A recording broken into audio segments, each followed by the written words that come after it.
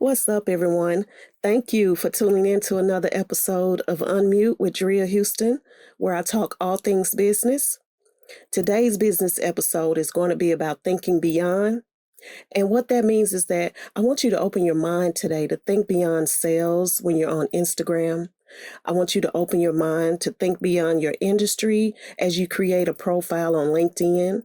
And then I also want you to think beyond uncertainty in your business because this season is geared toward those of you who are doing business alone, you wearing many hats. It's going to be a lot of uncertainty in that. And I want you to be able to think beyond that. So today I'm going to share just a few pointers, a few tips on how to navigate through that part of your business. So have a seat. Let's talk business.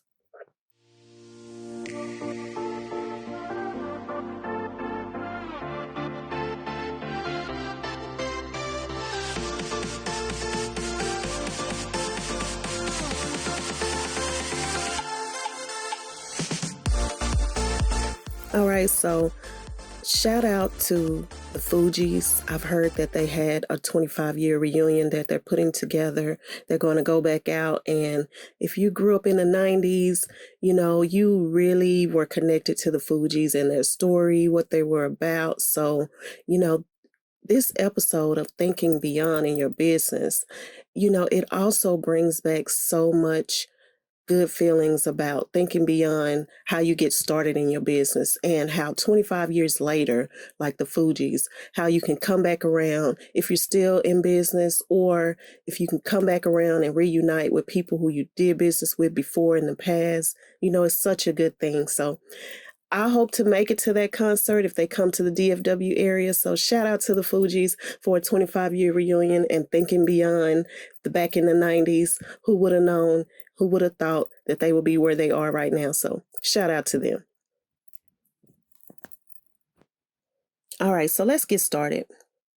So thinking beyond sales, right? One of the most beneficial ways that you can think beyond sales, especially when you're doing it by yourself. You got to think beyond sales by connecting to your customer. The way that you do that is you connect with things and you connect with them in the places that they are. And what you want to do is you want to make their interest your interest. You want to make their interest a part of your routine. And this is not something that you have to do daily. And this is not something that you have to obsess over. But you're thinking beyond making that sale. You're thinking beyond that sale because you're trying to incorporate what they think and how they act in their daily routine into the way that you create and market towards them. Understanding this, monitoring this type of activity, it can help you. It helps you create your brand's interactive process. On Instagram, that's pretty much what it's about. It's a science and an art to Instagram. And let me explain that to you. So the art side of Instagram is creating your content, like things like your brand story. What kind of story are you telling about your brand? This is the art of Instagram. And then another part to that is your product, your shop, how you load your shop onto the Instagram to sell your product. It's an art to creating pro level content. This content that you create, it has to be captivating. People have to be interested in it. You have to be able to show how people can interact or engage with it. And that's the art part of Instagram. Now, when you think about the science part of Instagram, now this has to do with your marketing, because what you want to do is you want to be able to grow your audience, and you also want to be able to convert that audience into customers. So when you're thinking beyond sales, as far as what you're doing on Instagram, this means that you are putting together a strategy. You're creating a strategy, and you're creating this strategy to be engaging. You want to be inviting, and you also want to give them something to do, as in take them through a funnel to where it can end up to where they purchase your items. So all of that is going to involve you thinking beyond sales, because sales are important to you. They're not necessarily important to the customer that you're interacting with. The sale part of everything is important to you. And so what this means also is that you're not focusing on what you're interested in. A portion of the people that you follow on Instagram, Facebook, Pinterest, Twitter, a portion of those people should be businesses. You have to connect with those people as well, because guess what? Your customer is going to connect with those people also, because you might have a specific product that they need. However, if you're making their interest and their routine a part of your interest and your routine, then you see that they also need other things as well. So keep that in mind on how to make sure that a portion of the people that you follow on Instagram, Facebook, Pinterest, wherever you are on these social networks, a portion of those people have to be businesses. All right, the next part of this is thinking beyond your industry. Now, let's consider being present on LinkedIn. This is very important because whereas Instagram is about science and art, LinkedIn is about business and networking. And the reason why I said that you can think beyond your industry by being present on LinkedIn is because there's so many different businesses that are alive and functioning on LinkedIn, and you can see all kind of things going on within any industry if you're a part of LinkedIn. I always tell my new clients this because this is very important, especially when you're doing things by yourself or if you're just getting started and you got a small team or whatever. Everyone should be on LinkedIn. How do you think beyond your industry when you're on LinkedIn? Once you become active, right? What you want to do is begin connecting with groups. And there are so many different groups because there's so many different businesses. Say you want to grow your business to go to another level or in a different direction, or just add on to what you're already doing. However, it might not be something that you want to do personally right now. Join these different groups, make connections with these different people. And what that's going to do is it's going to allow you to think beyond your industry. You can connect with any kind of industry. The good thing about marketing is that every industry pretty much will need marketing. But let's say you're in the health and beauty industry. Okay, you're in the health and beauty industry. Why would you connect with someone in copywriting?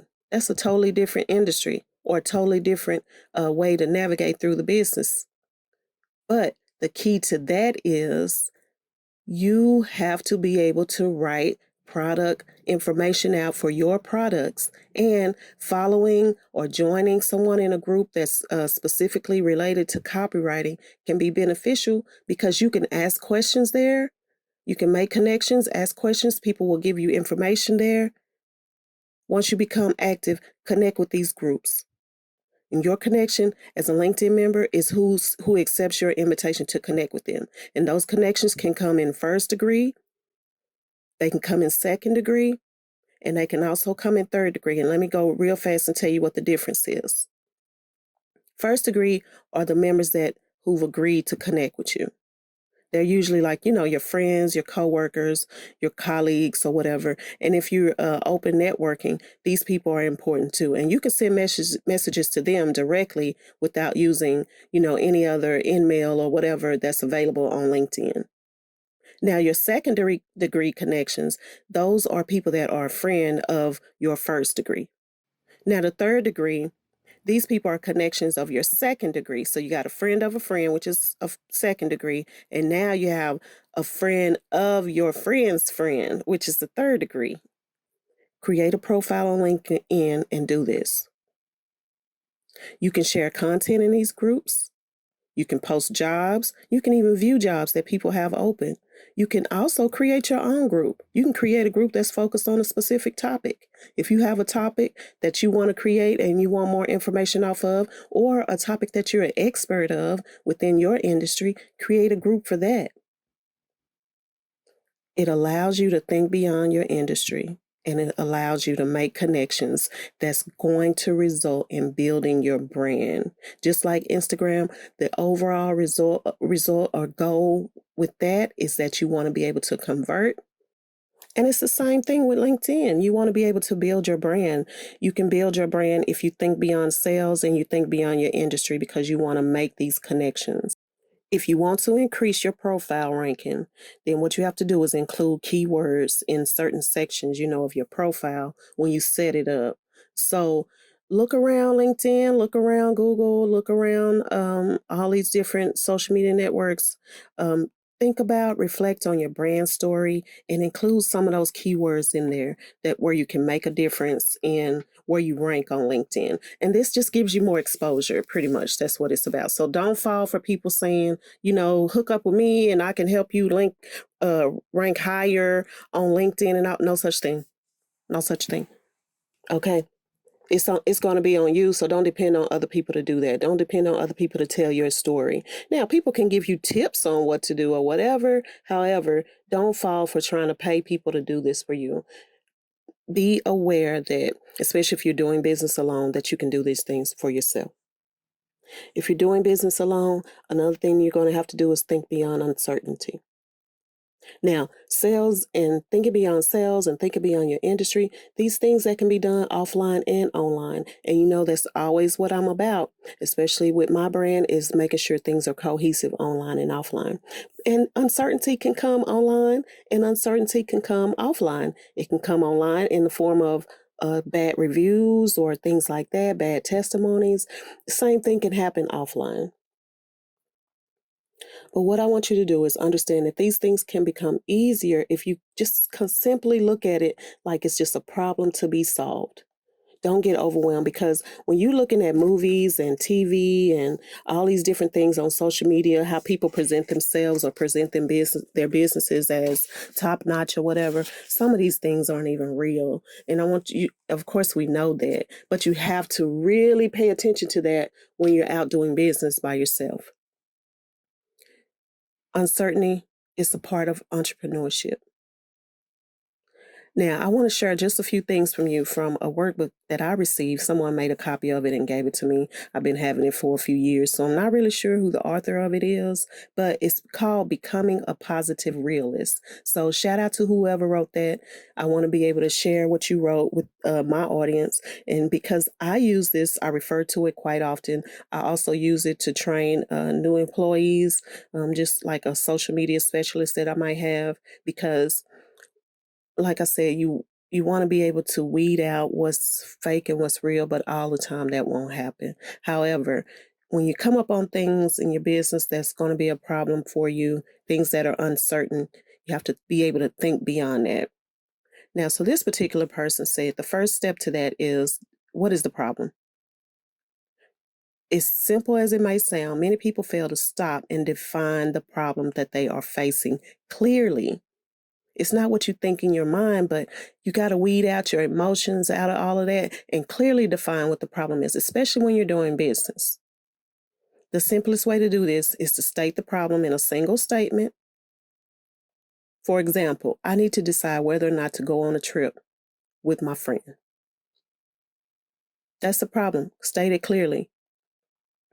It's a lot of things that might prohibit that from happening. However, state what the real problem is. So next you want to decide, what are my options? What are my choices? This is where many people become sidetracked. Instead of listing possible options, they slip into negative self-talk. It often helps to list the possible options on a piece of paper. And if you're finding it difficult to generate possible options, ask someone you trust. This person has to be knowledgeable in business, knowledgeable in your industry, knowledgeable in whatever direction that you're going through to in your business. You want this person who you trust to be knowledgeable about the problem that you're facing. So keep that in mind. Number 3, gathering information about the positive and negative aspects of each option. Once you've clearly defined what the problem is and you've listed your options, now you want to gather the information. This is the key to making a decision. You want to seek as much information as possible so the consequences of your choices are clear. These things are something that we've heard over and over again, but it's a different ball game when it comes to your business and the problems that come up in your business. Again, with complex problems, you may have to consult with people you trust who are knowledgeable about the problem you are facing, especially in business. Keep that in mind. Number 4, choose the option that generates the most positive or least negative feelings. The most positive or least negative feelings. In business, things are going to get emotional. You're going to feel, because you're a human being, you're still doing all these things by yourself. You're overwhelmed. Keep in mind that what you want to do is you want to choose the option. After you've listed these things, you want to choose the one that's going to generate the most positive or the least negative, because everything is not going to be 100%. If you've done your job well in the previous step, one option always generates more positive or less negative feelings than any of the others. What you want to do is you want to use self-talk to counter the perfectionist need for a perfect solution. Like I said, it's not going to be 100%. So the way you do that, avoid procrastination and just go ahead with the option, since the anxiety generated by prolonged conflict can be very debilitating.